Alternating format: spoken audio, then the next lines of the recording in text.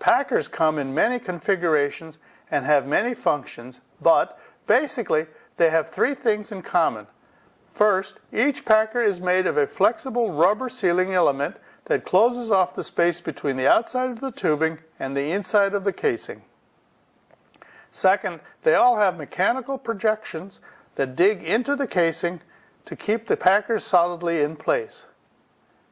Third, they all have one or more holes for vertical penetrations which permit single, dual, or multiple strings of tubing to pass through the packer. Depending on the requirements of the well, two different types of packers called either permanent or retrievable temporary packers are available. Permanent packers are run into the wellbore on tubing or a wireline and set with a small explosive charge. When discharged, these explosive charges generate a large pressure that allows the packer to expand and then be firmly and permanently set into the sides of the casing. Once set, the tubing strings then run through the packer. The rubber sealing elements on the outside of the packer seal against the smooth inside bore of the packer. These permanent packers cannot be retrieved but are constructed of materials that can be drilled through easily. Screwed directly into the production tubing string, retrievable or temporary packers are firmly but temporarily set by rotating, picking up, setting down, or pressurizing up the tubing. Designed to be fully retrievable, these retrievable or temporary packers are used. For example, when a secondary cementing job or squeeze job is performed. As I mentioned earlier, a squeeze job is when additional cementing is required after the initial cementing has taken place or when a workover is in progress. During the process of preparing a well for production, the surface casing is mounted on the wellhead. Its function is to seal off the annular spaces between the strings. Each additional casing string and tubing string are then hung from the wellhead as they are run. Once the well is completed, however, access to the wellhead is no longer required, so they are usually placed just below ground level. Finally, a Christmas tree is installed. Containing a valve manifold that controls flow in the tubing that must be strongly constructed to contain full reservoir pressure. A Christmas tree's function is to control that pressure. In this illustration, the main valves that control the well's pressure are labeled. They are dual master valves, the crown valve, the wing valve, the choke, and the safety valve. Let me explain the function of each. Let's start with the dual master valves, which are used to shut in the well. The top valve controls the well's pressure. The bottom valve acts as a backup. Usually kept open, the bottom valve can be used in the event that the first valve fails for whatever reason. Next, the crown or lubricator valve is used when the lubricator is attached. It is used when well service tool operations are being conducted, such as through tubing perforations. We'll explain more about through tubing perforations in the next section when we discuss perforating in underbalanced conditions. The wing valve is normally used for the routine opening and closing of the well. The choke is an orifice that varies in size to control the well's flow rate. It also confines full well pressure to the tree, thus protecting equipment downstream. Finally, the safety valve automatically shuts in the well when unsafe conditions are recorded, such as excessively high or low downstream pressures. With the well prepared for production, we can now return to finalize any additional treatment that is needed before actual production begins. Earlier in the lecture, we got as far as perforating in overbalanced conditions. Highlighting the damage to the vicinity around the wellbore that it can cause, we mentioned that the engineering team may prefer to perforate in another way. If they elect to perforate in underbalance conditions, the well has to be made ready with tubing, packers, and a Christmas tree to control the pressure required for underbalance perforating. Since we have now explained the components used to prepare a well for production, we can now proceed with explaining how a well is perforated in underbalanced conditions.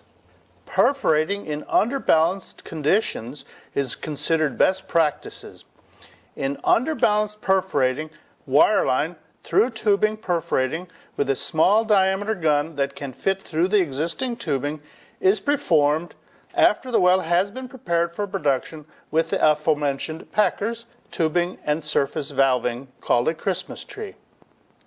With the packers and Christmas tree in place, the fluid level in the casing can then be kept low so that its hydrostatic pressure is less than the formation pressure. In addition, once the zone has been perforated in underbalanced conditions, it can then be immediately placed on production.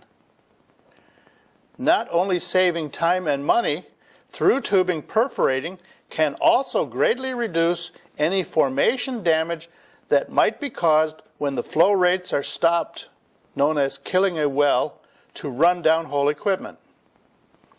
In running wireline through tubing perforating, the crown valve in the lubricator on a tree is opened. The perforating gun is then run into the well and fired. The stuffing box sitting at the top of the lubricator holds the pressure buildup in the formation to prevent blowouts.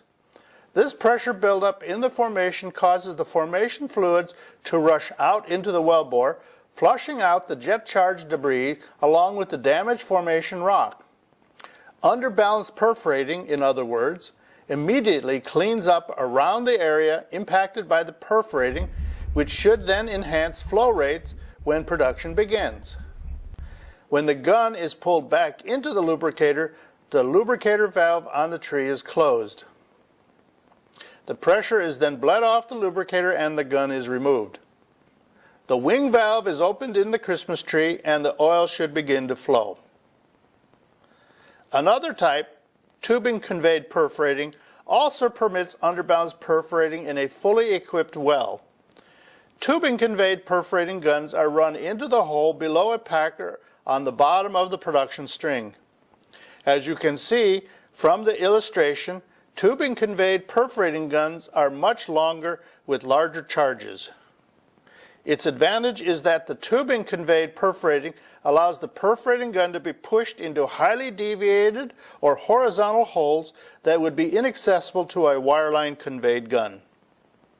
Now that the well is prepared for production with casing, cementing, perforations, tubing, packers, and a Christmas tree, all attached to the wellhead, it may be assumed that the well reservoir fluids will begin to flow freely into the wellbore and up into the stock tank. In wells with highly permeable formations, this is probable.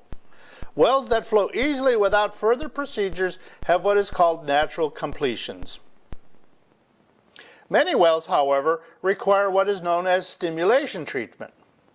Used because it provides the reservoir fluid better access to the wellbore, stimulation treatment helps allow the fluid to flow in formations with lower permeability.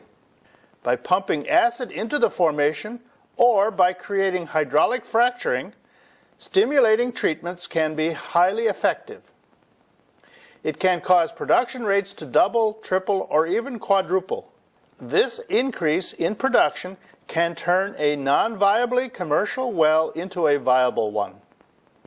Surprisingly, in the fluid's journey from the perimeters of the reservoir to the stock tank, it is the last few inches of reservoir rock where the obstacle is encountered.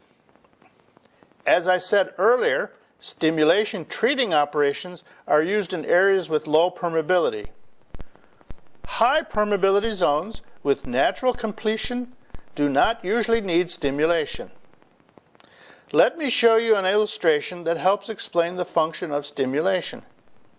Here you see the geometry of a radial flow. As the flow approaches the wellbore, the flow arrows begin to crowd each other out. The fluid, represented by these flow arrows, becomes constricted as it approaches the wellbore. This constriction reduces the flow, resulting in a decrease in the fluid volume that reaches the wellbore. More evident in lower permeability formations than in higher ones, this reduction in the fluid volume can result in lower fluid flow when production begins. In addition to this natural restriction just described, there may also be formation damage, which may also prevent the fluid from flowing freely. Caused when the formation rock comes into contact with the drilling mud, formation damage can appear as one of two types. In the first, some formations containing clays absorb mud filtrate and expand. This expansion may hamper or plug the formation's permeability. In the second, solids in the mud can become entrapped in the pores of the formation, also reducing permeability. Working in tandem or in isolation, natural restriction and formation damage can create unwanted bottlenecks in the immediate vicinity of the wellbore that can greatly impact the well's production rate. Production rate, if you remember from other lectures, is figured by calculating the number of barrels per day a well can produce. One of the most important factors in calculating this number is estimating how fast the reservoir can be produced, not just estimating how big the reservoir is. Therefore, successful stimulation treatment to eliminate or reduce the impact of these bottlenecks can better ensure the profitability of a well. Let's look at some stimulation treating operations. They are matrix acidizing, hydraulic fracturing, and fracturing acidizing. In all stimulation operations, treating liquids are pumped out of the surface tank, down the well, inside the tubing anchored by a packer, out through the perforations and into the formation. In hydraulic fracturing and fracture acidizing, along with these treating liquids, several thousand pounds of surface pressure are also introduced into the formation. In any event, the specific type of treating liquids coupled with pressure is determined by the formation rock and its permeability in the pay zone.